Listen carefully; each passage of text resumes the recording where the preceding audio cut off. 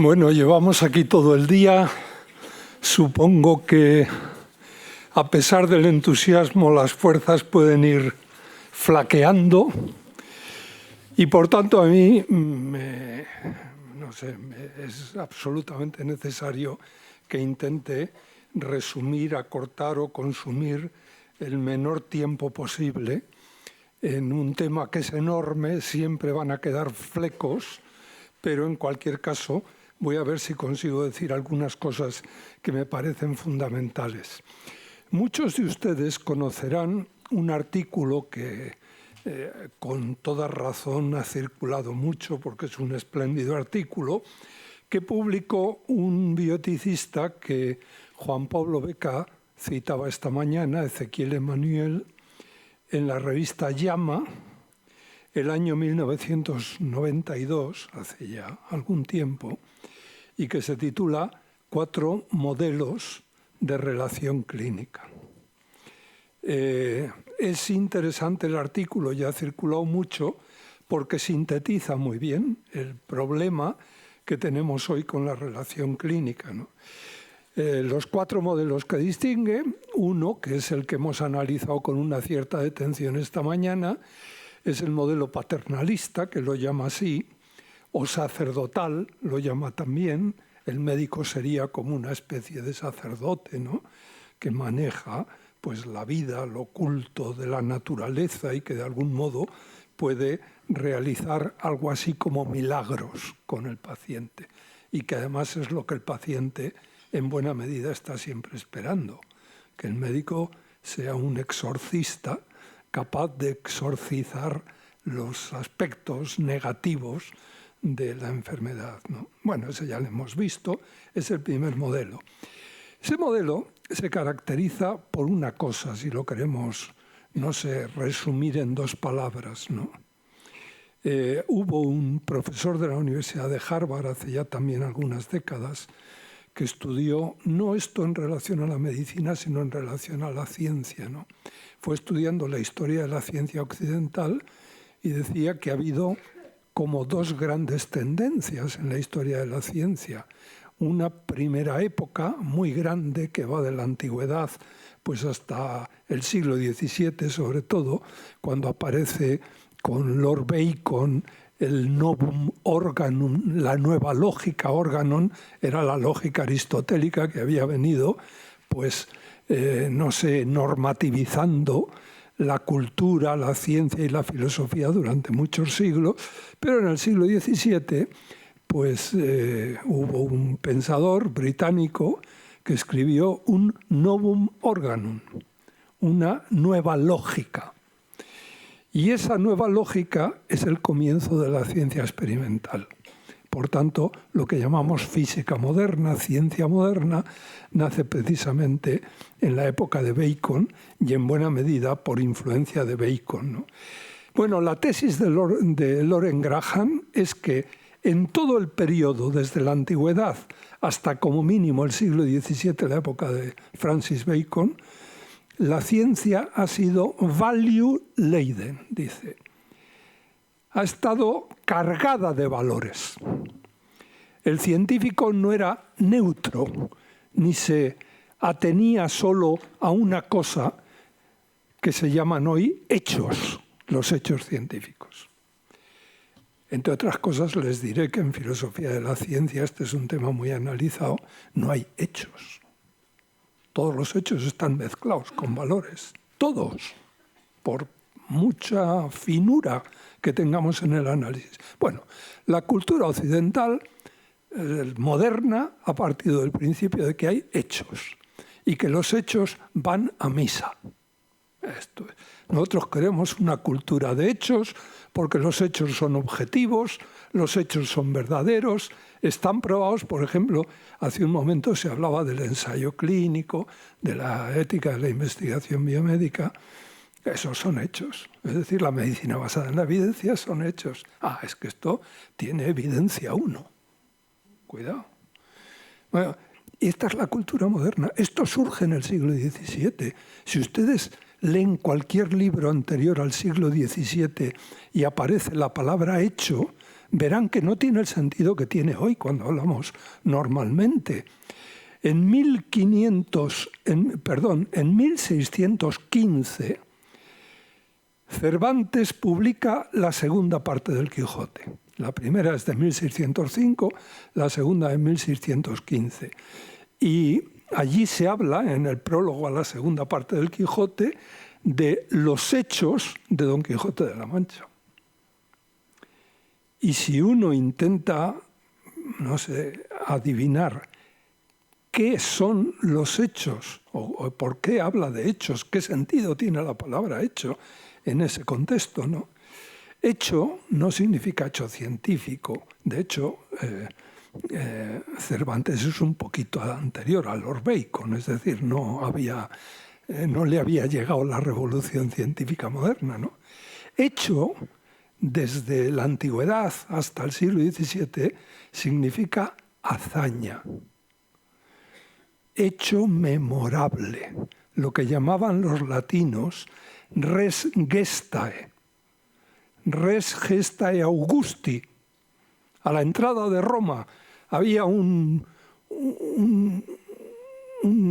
especie de, no sé, de gran piedra para que todo el que entrara en Roma en la época de Augusto supiera dónde entraba y quién había allí, quién era el que mandaba allí, que era el emperador Augusto. Y allí ponía res gestae Augusti. Las hazañas de Augusto, y estaban escritas para que se enterara el que entrara por allí. Bueno, ¿qué es un hecho en la antigüedad y en el mundo medieval y en el comienzo del mundo moderno? Algo memorable, algo que debe permanecer en el futuro y que todo el que entre por allí debe conocer. Son las cosas que deben transmitirse de generación en generación, de padres a hijos. Eso, ¿qué es la Ilíada? Pues son las res gestae de los grandes héroes griegos. De Aquiles, de Ulises, de Héctor, de Agamenón, de unos cuantos. Y eso, así es como aprendían griego los niños griegos. Leían y aprendían griego leyendo la Ilíada y la Odisea. La consecuencia es que cuando uno lee a los clásicos griegos, a Platón y a Aristóteles o a cualquiera, una cosa que nos admira es cómo citan de memoria versos de la Ilíada y la Odisea. Se los sabían de memoria. ¿Por qué? Pues porque eran los héroes griegos. En Grecia, ¿quién es un héroe? Es ese sujeto tan admirable que es semidivino. Y que los niños, dice Platón en la República, que en una ciudad bien hecha, pues claro, hay calles y hay plazas. Y que en las plazas deberían hacerse monumentos a los héroes. Los héroes que son estos. Para que cuando los padres anden con los niños, con sus hijos por la calle, los hijos pregunten quién era ese a su padre. Y el padre les cuente los hechos, las hazañas de ese personaje, y los niños ardan en deseos de imitarlas. Esto es un hecho. Bueno, en el mundo moderno esto cae, olvidamos esta idea de hecho, y lo que queda es el hecho experimental, el hecho científico. Y entonces, teniendo en cuenta esto, la tesis de Loren Graham, que es cierta, es que a partir del siglo XVII la ciencia es value free. Pero antes no era value free, era value laden. El hecho no es puro, está lleno de valores. Y están unidos, de tal modo que la distinción entre hecho y valor es una distinción conceptual, pero no es real. En el mundo moderno, y por eso el paternalismo que hacía el médico paternalista incluía valores en su toma de decisiones. Claro, ¿cuáles? Los suyos. ¿Era eso muy problemático? No. ¿Por qué? Porque era una sociedad monista, según veíamos esta mañana, y al incluir los suyos tenía muchas probabilidades de estar incluyendo los del paciente. Habida cuenta además que el médico solía conocer su comunidad bastante bien, pues podía gestionar el tema de los valores. En el mundo moderno esto desaparece. Y el médico, la ciencia moderna, hizo del médico, como de cualquier otro científico, un profesional perito en el manejo de unos ciertos hechos puros, que llamamos hechos clínicos. Eso es un profesional de la medicina. Y entonces, cuando le va el paciente con valores, ¿qué tiene que decir el médico? No, mire usted cuando entra por la puerta del hospital, los valores los deja en la puerta, porque aquí somos unos técnicos que no entendemos de valores, somos neutros en valores.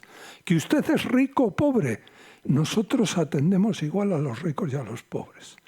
Que usted es, como decían los sociólogos americanos, un hombre de corbata, de cuello blanco o de cuello azul, de mono, le quitamos el vestido, el traje, le ponemos un mandil y aquí todos iguales. Si usted es un profesional de alta categoría o un operario, me da lo mismo. Nosotros no hacemos acepción de personas. Esta ha sido la ética médica clásica, que estaba bastante bien. No hacemos acepción de personas, de amigos y enemigos, ricos y pobres, blancos y negros, nacionales y extranjeros. Nosotros somos unos técnicos y al que llega lo tratamos. Lo demás, hacemos una epoge, lo dejamos fuera. Esta es la ciencia moderna. Y esta ha sido la ética médica moderna. La ética de la absoluta neutralidad. Yo no sé, verán en los periódicos, porque esto es un tema recurrente, ¿no? ¿Qué hay que hacer en las escuelas? ¿Las niñas pueden llevar velo o no pueden llevar velo? ¿Debe haber crucifijo o no debe haber? Etcétera. Hay múltiples casos que además se repiten continuamente en los periódicos y en la literatura, ¿no? ¿Y cuál es la postura del Estado moderno, del Estado liberal? Yo neutro. Es decir, en las escuelas civiles del Estado, pues no hay crucifijo. ¿Deben ir las niñas árabes musulmanas tal? Pues ahí hay un problema, la verdad es que no se sabe muy bien. Pero la cosa es guardar la neutralidad, todos neutrales. Y el Estado neutral. ¿Qué confesionalidad tiene que tener el Estado? Los estados tradicionales, antes de las revoluciones liberales, tenían confesionalidad. Era el rey católico, el rey tal, ¿no? A partir de la Revolución Francesa, los estados son confesionales, los democráticos no. ¿Por qué? Porque yo neutral. Y la neutralidad es esencial. Yo, Estado, tengo que conservar la neutralidad. Yo no me meto en valores. Yo lo que hago es gestionar. Bueno, pues esto ha pasado a la medicina y entonces dice Manuel que además de un modelo, el paternalista o sacerdotal, ha habido otro modelo, que es en el que estamos. Porque es el moderno. Y todos nos hemos formado en una facultad de medicina y nuestros profesores estaban muy contentos de ser unos técnicos bien formados y lo que querían era formarnos como técnicos en unos hechos que se llaman los hechos clínicos. Y este modelo es el segundo modelo de Manuel. Ezequiel Emanuel lo llama modelo informativo o científico. ¿Yo qué tengo que hacer con el paciente? Informarle y decirle, mire usted tiene pues una cirrosis hepática, porque ha bebido mucho alcohol y tiene una cirrosis microlobulillar de la ENEC, le decimos, ¿no? Se le puede hacer un trasplante hepático, se le puede, ¿no? Ahora usted decide, a mí no me meta, ¿eh? Yo soy un técnico. El modelo informativo científico, fíjense que toda la teoría del consentimiento informado está basada en esto. Hay un gran sociólogo alemán, se ha fallecido naturalmente hace bastante tiempo, hace un siglo exactamente, ¿no? Max Weber, que después de la Primera Guerra Mundial, el año 19, dio unas conferencias a los estudiantes de la Universidad de Múnich Son dos conferencias famosísimas. Una se titula La ciencia como Beruf, o vocación o profesión, pero profesión vocacional, ¿eh? Y la política como vocación o como profesión, ¿no? Wissenschaft als Beruf y Politics als Beruf. Y cuando habla de la ciencia, dice, ¿qué debe hacer un catedrático en el aula? Tiene que adoctrinar a los alumnos. Tiene que hablarles de valores, de sus valores. Y dice, no, tiene que exponer los hechos. Dice, el lugar para hablar de los valores no es la cátedra, es el púlpito o es el mitin político, dice.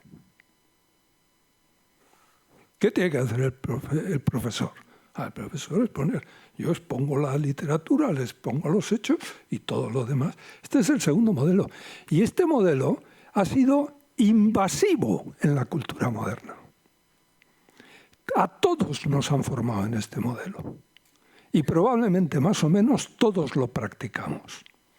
¿Cuál es el problema? Pues el problema es que, como les decía antes, la filosofía de la ciencia, y tampoco hay que pensar mucho para darse cuenta de esto, tiene claro que esto es falso, es una simplificación, que no hay hechos puros, que siempre están los valores metidos. Y por tanto que estamos partiendo de una situación artificial y convirtiendo algo artificial y artificioso en real cuando no lo es. Y entonces, claro, en el siglo XX han ido apareciendo otros modelos alternativos al primer modelo impositivo de valores y al segundo modelo que se lava las manos sobre los valores y dice que no quiere saber nada.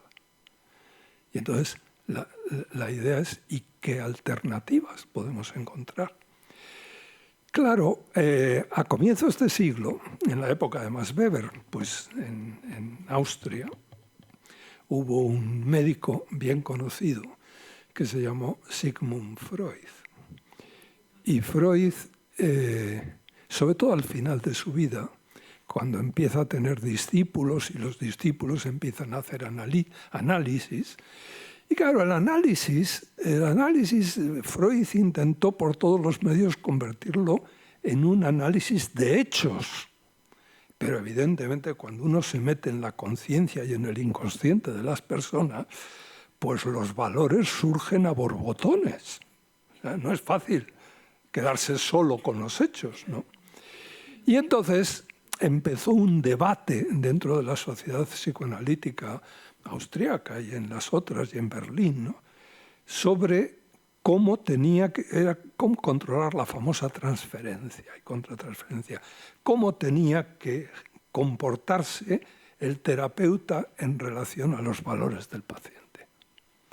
Y Freud dio una consigna. Luego esto se ha venido discutiendo hasta el día de hoy, ¿no? Y el debate es enorme hoy también, ¿no? Pero la consigna de Freud fue tajante: neutralidad pura. Y hay textos, hay textos en los que, en fin, insiste porque algunos, Ferenczi y otros, se habían pasado de rosca. Y entonces considera que es necesario poner una especie de línea a partir de la cual... Claro, entonces, ¿qué tiene que hacer el terapeuta? Pues el terapeuta tiene que ayudar a gestionar los valores al paciente, pero sin tocar los valores del paciente.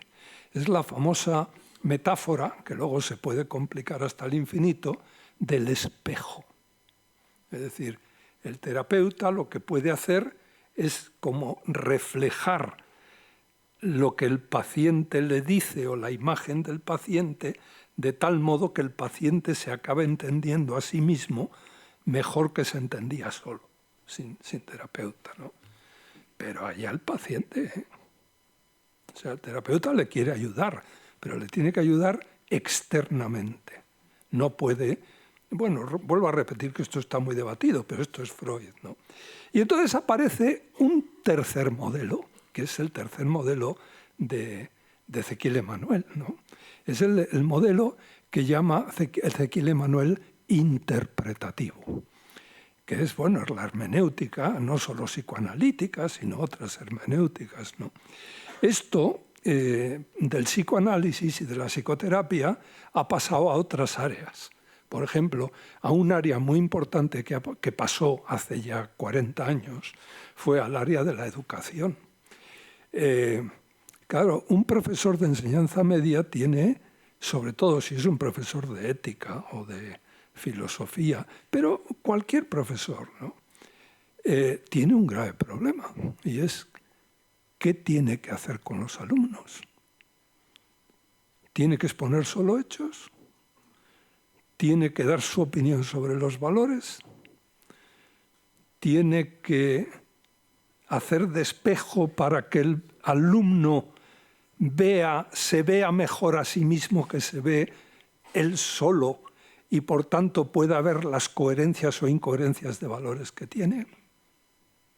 Bueno, y esto pues en Estados Unidos dio lugar hace como 40 años a un nuevo método, en este caso ya no terapéutico, pero sí imitando lo que habían hecho los terapeutas, los psicoterapeutas, ¿no? De educación o de enseñanza, que es lo que se llamó y se llama, si ustedes ponen en Google la expresión, verán lo que les sale, Values Clarification, clarificación de valores. Yo, profesor, no tengo que adoctrinar, menos imponer, como es. Y tampoco puedo ser del todo neutro, pero tengo que ser neutro. Y entonces lo que tengo que hacer es como de espejo para que el alumno vaya clarificándose a sí mismo sus valores, pero respetando lo más posible la neutralidad, ¿no? Ese tercer modelo ha llegado de la psicoterapia, pasó a la educación, ha pasado a la medicina. Y hay modelos de relación clínica basados en este modelo interpretativo, como dice el bueno Ezequiel Emanuel, ¿no? Cuando era Obama el presidente de Estados Unidos, hace bastante poco, pues saben ustedes que los presidentes de Estados Unidos tienen una Comisión Nacional de Ética y que cada presidente tiene la suya, ¿no? Y el presidente Obama pues tenía una Comisión Nacional de Ética que la presidía, y no sé si la sigue presidiendo, no sé qué ha pasado porque no lo he seguido últimamente, pero la presidía una mujer que ha sido profesora de ciencia política en la Universidad de Yale y que se llama Amy Goodman, una mujer impresionante. Por muchas razones, no hay más que ver o leer los libros que ha escrito para darse cuenta. Bueno, Obama la hizo presidenta del Comité Nacional de Ética de Estados Unidos, ¿no? Y Amy Goodman, entre los libros que tiene uno que se llama, claro, ella es una politóloga, una teórica de la política. Tiene un libro que se llama Democratic Education, educación democrática. Y entonces se plantea el problema de cómo hay que educar, ¿eh? Y va analizando los sistemas, el sistema clásico, lo que ha pasado en el siglo XVII, un poco lo que yo les he contado, ¿no? Y llega al método de Values Clarification, ¿no? Y Amy Goodman lo critica muy duramente. Amy Goodman, en teoría política, es probablemente la teórica más importante de lo que se llama democracia deliberativa. Y entonces entenderán ustedes que esto de la mera clarificación de valores no la agradaba mucho, ¿no? Le parecía excesivamente neutral. Y una de las cosas que dice en su libro, Amy Goodman dice, claro, hay que pensar, no sé, en el medio oeste de los Estados Unidos de los años 50, ¿no?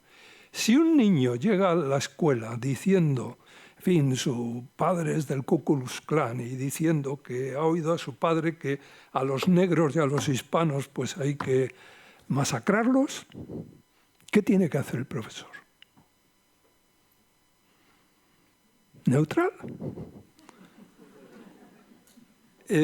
Values Clarification. mira niño, aclárate. Te voy a ayudar, voy a hacer de espejo para que tú te aclares y tal, y tus valores sean coherentes. O hay que ir más allá. Y la tesis de Amy Goodman es que hay que ir más allá. No se puede imponer, pero tampoco se puede ser neutral. ¿Y entonces qué hay que hacer? Amigo, pues fíjense ustedes, esto que nos ha costado muchos siglos llegar a ello, es lo que hizo un señor llamado Sócrates en la Grecia del siglo V a.C., o cuarto, quinto. ¿Y qué hizo Sócrates? Pues iba al Ágora de Atenas y se ponía a hablar con los jóvenes. Y tenemos, sobre todo los diálogos platónicos de la primera época, se llaman diálogos socráticos, precisamente porque son los que creemos que reflejan mejor el modo como Sócrates procedía. Luego Platón fue evolucionando, hizo su propia filosofía y tal, pero los primeros diálogos pues parece que son... Y esos diálogos se llaman, entre otras cosas, diálogos aporéticos. Fíjense qué bonito. Aporéticos, ¿por qué? Porque no acaban. No acaban. Es decir, hay un diálogo que se llama Leutifrón, o sobre la piedad, ¿no? Y entonces Sócrates se pone a discutir con un señor, con un joven, llamado Eutifrón, que iba al templo y tal, a propósito de la piedad, ¿no? Y empiezan a discutir y a matizar cosas, y al final Sócrates no dice lo que es la piedad. Y de hecho, de Sócrates no conocemos ninguna sentencia positiva. Solo hay una. Nunca les dijo a los jóvenes lo que tenían que hacer. Nunca. Solo conocemos una sentencia positiva que nos hayan transmitido. Saben ustedes que Sócrates no escribió nada. Una. ¿Y saben lo que dice esa sentencia? Es mejor padecer la injusticia que provocarla. La única. Bueno, ¿qué es lo que hacía Sócrates? Pues Sócrates se ponía a discutir con los jóvenes de Atenas, ¿no? No les imponía, no les manipulaba. Lo que sí intentaba es reflexionar con ellos, y dice él, y además lo dice, pues cuando le van a sentenciar a muerte, ¿no? Dice, yo lo único que he querido es que esos jóvenes sacaran de dentro de sí mismos lo mejor que llevan, lo que el daimon les dice. Bueno, cómo se traduce daimon es un problema. Habría que traducirlo por daimon o por demonio. Se suele traducir por conciencia. En fin, lo que en el interior de su conciencia pues tienen más claramente. Lo que yo intento es que los jóvenes saquen de sí lo mejor que llevan dentro. Que saquen lo mejor de sí mismos. Y esta es la función del profesor. ¿Y qué es lo que hace? Y es la función del médico. ¿Y qué es lo que hace Sócrates? ¿Simplemente hacer de espejo? No. Lo que hace es razonar con ellos y dar razones. Y dar razones para ver los pros y los contras y, por tanto, poder ir progresando. Y esto, claro, pero él nunca les decía lo que tenían que hacer. Esta es la famosa ironía socrática. ¿No? Los jóvenes pensaban que se estaba riendo de ellos. Dice, Sócrates nos quita la razón y luego no nos dice lo que tenemos que hacer. Por tanto, se está riendo de nosotros, porque si nos quita la razón, él tiene que saber cuál es la verdad. ¿Por qué no nos la dice? Bueno, entonces se ríe de nosotros. Una de las razones de la muerte de Sócrates fue esta. La famosa ironía socrática. Y Sócrates decía, si yo no me río de nadie, si lo único que intento es ayudar a que ellos saquen lo mejor, que tampoco está dicho que todo el mundo tenga que sacar lo mismo. De lo que se trata es de que cada uno saque lo mejor. Y yo, es la famosa metáfora de su madre, Fenareta, que era una mujer pues ya con años y por tanto estéril, y en Grecia las parteras, las que ayudaban a dar a luz, eran mujeres ya estériles o mujeres menopáusicas. Y entonces dice, yo soy como mi madre, Fenareta, que ayudo a dar a luz, pero soy estéril. No puedo decirles, bueno, esto es deliberar. Esto es lo que un discípulo de Sócrates, había precedentes, llamado Aristóteles, convierte en un método técnico que se llama deliberación. Una de las personas que se ha unido a este carro es Amy Goodman, y por eso su gran aportación es la democracia deliberativa. Nuestras democracias, el problema que tienen es un defecto de deliberación. ¿Y por qué tienen defecto de deliberación? Pues porque antes de gestionar el Estado, lo que hay que hacer es educar a la gente. Y en la educación, no. ¿Para qué se nos educa? ¿Para deliberar o para triunfar en la vida? A toda costa. Y caiga quien caiga. Esto es. Bueno, pues la tesis de Manuel, que es otro. Claro, este es un carro al que se van uniendo diferentes personas y es el gran tema de la ética y de la cultura. Y es cómo reeducar a una sociedad y a unos profesionales que han estado viviendo de unos mitos que son falsos. Por ejemplo, el mito de los hechos puros.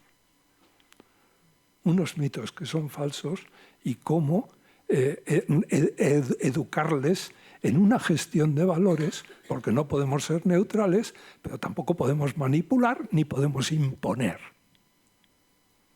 Y entonces la gran pregunta es, ¿y cómo se gestiona esto?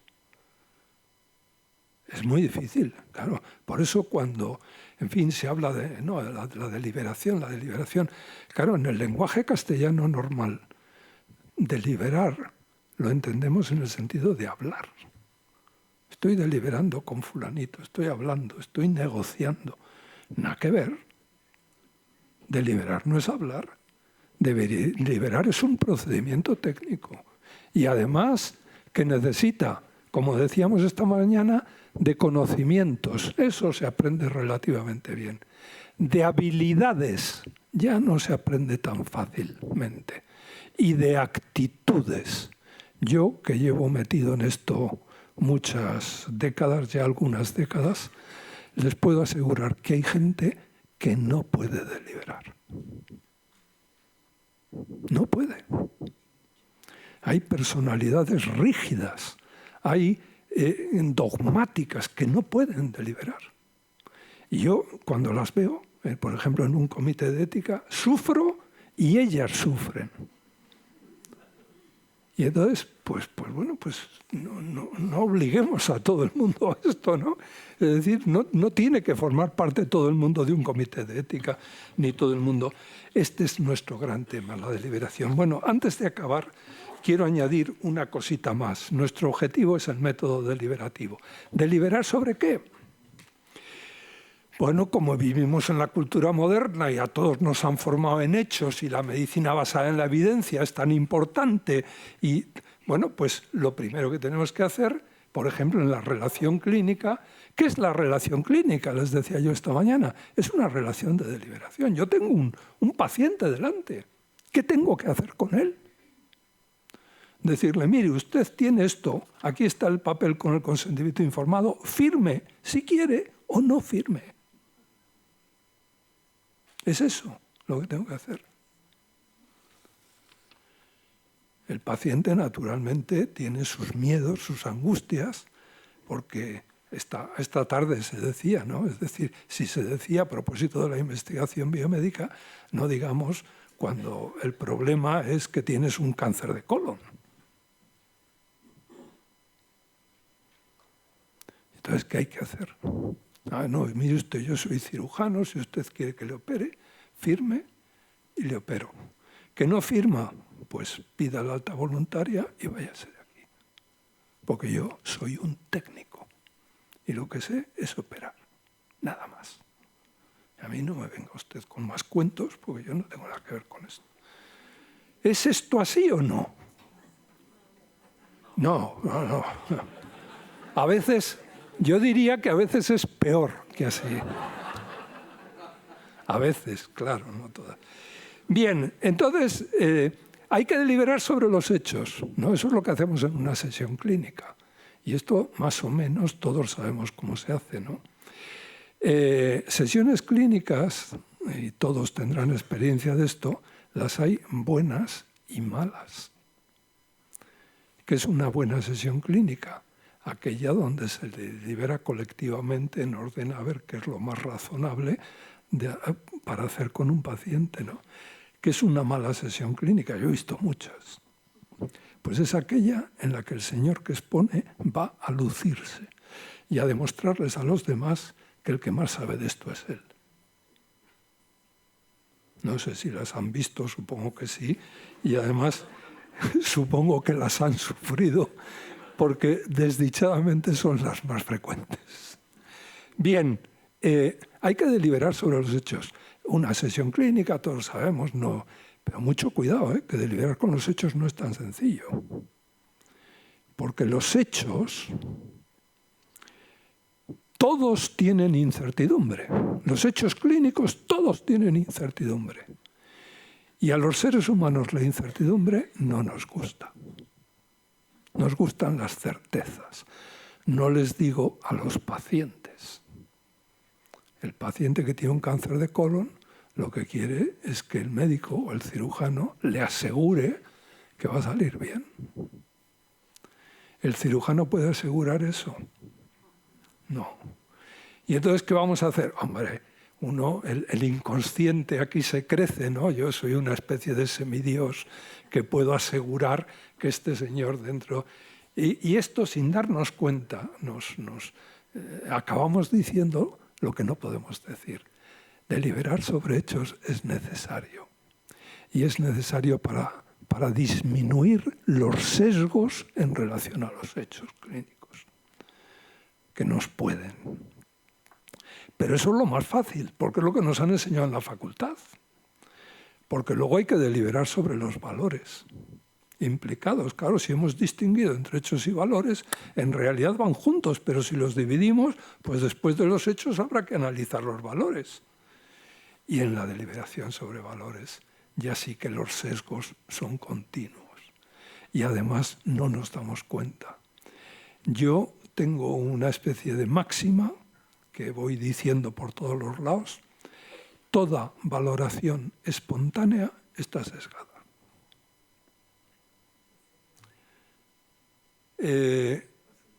Las valoraciones tenemos que someterlas a un proceso de análisis y de metabolización, porque en principio están sesgadas. Cuando yo veo a una persona, voy con un amigo, vamos a fulanito, hablamos 10 minutos y luego le digo, oye, ¿qué te ha parecido mi amigo? Chico, me ha caído fatal. O me ha caído muy bien, qué hombre más simpático, ¿no?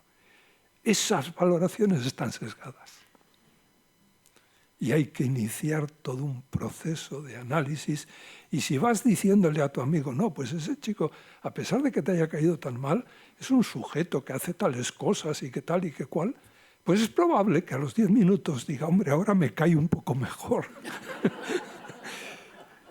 Es el achique. Es que la deliberación para lo que sirve es para controlar las explosiones emocionales, que son las que nos producen a todo y las que nos llevan a juicios falsos, a valoraciones falsas.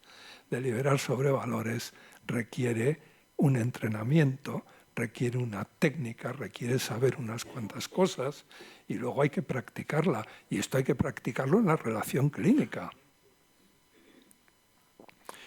Y luego hay tercer momento, y casi acabo, hay que deliberar sobre deberes. Porque la ética no trata de valores. La ética trata de deberes. ¿Qué debo hacer? Ese es nuestro objetivo. ¿Y qué debo hacer? Hombre, a ser posible promover valores. La salud, la vida, el bienestar, claro, todo eso, los valores, los llamamos valores porque nos parecen valiosos, porque valen. Y si valen, ¿cuál será nuestro deber? Promoverlos. De tal manera que esta es la única función ética que tenemos, es promoción y realización de valores. Esa es toda la ética. Pero la promoción y realización de valores tiene su complicación. ¿Por qué? Porque yo tengo que realizar valores aquí y ahora. Es decir, en un contexto concreto, en una situación concreta. ¿Qué tengo yo que hacer con este paciente? Hombre, si estuviera en la clínica Mayo, haría... No, está usted aquí. Es decir, además de los hechos y de los valores, yo tengo que analizar el contexto. ¿Y eso qué supone?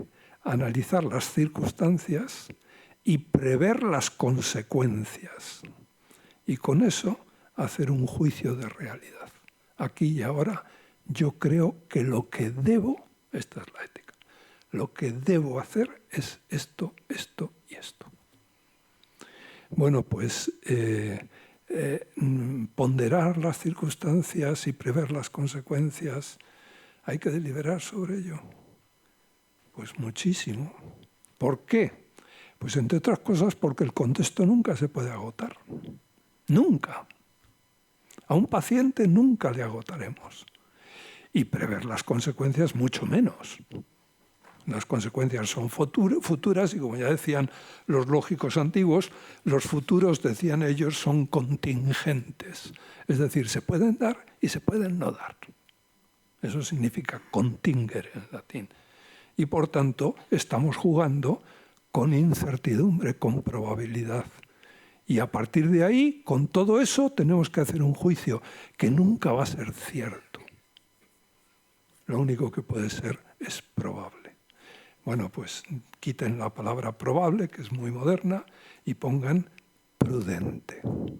Lo que tenemos que hacer es un juicio prudente. ¿De qué va la ética?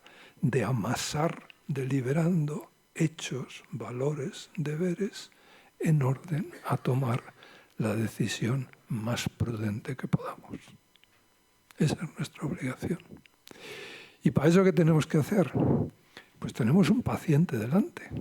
Y por tanto, lo que tendremos que hacer no es solo deliberar con nosotros mismos, sino deliberar con el paciente. El paciente está muerto de miedo. Si decíamos que las emociones nos llevan a hacer valoraciones que son falsas en principio y que hay que analizarlas, hay que deliberar sobre los valores para ir quitando sesgos. Si eso lo tenemos que hacer individualmente, más habrá que hacerlo con el paciente, que además está asustado, lleno de miedo, lleno de angustia. Y que le tenemos que hacer caso. Por tanto, ¿tendremos simplemente firme usted el consentimiento informado? No. Lo que hay que hacer es toda una labor de deliberación con él, incluyéndole a él, de tal manera que él también, lo que hacía Sócrates con los jóvenes, de tal manera que las decisiones acaben siendo las óptimas. Un profesional que no hace esto para conseguir que sus decisiones no sean óptimas es un mal profesional, por mucha capacidad técnica que tenga. La profesión médica es una profesión que exige hechos, pero exige valores y deberes. Y hay que intentar reducir la incertidumbre en el orden de los hechos, en el orden de los valores y en el orden de los deberes, a fin de tomar las decisiones más prudentes posibles. Nadie nos puede pedir más, pero tampoco menos. Y prueba de ello, y acabo, es que si ustedes ven lo que dice el Código Penal a propósito de los profesionales en general y de los profesionales sanitarios, verán que no les van a penalizar porque se les mueran los pacientes. Van a cometer ustedes un delito si han sido imprudentes. Y eso se llama imprudencia profesional. La prudencia es, claro, este es otro temón. ¿Por qué? Pues porque el término prudencia, que es muy antiguo, ha ido variando el significado y en nuestros medios pues la prudencia acabó teniendo un sentido negativo. ¿Quién es el prudente? Pues el poco fiable. Es un señor que te dice las cosas a medias, que nunca sabe si va o viene, que nada y guarda, o intenta nadar y guardar la ropa a la vez. Poco fiable, ¿no? Ese es el sentido al que hemos llegado. Pero la prudencia no es eso. La prudencia es una virtud intelectual de tomar decisiones correctas en situaciones de incertidumbre. Les doy una definición de prudencia y acabamos. ¿Qué es prudencia? Es la toma de decisiones correcta con incertidumbre. Si no hay incertidumbre, no hay prudencia. Hay, pues, decisión cierta, pero la prudencia no es cierta. Cuando yo voy conduciendo un coche y tengo que adelantar un camión en la carretera, yo tengo que ponderar factores, la velocidad que tiene el camión, la potencia de mi coche, la distancia del que viene de frente, yo qué sé, unos cuantos factores, ¿no? ¿Es cierto que voy a adelantar el camión?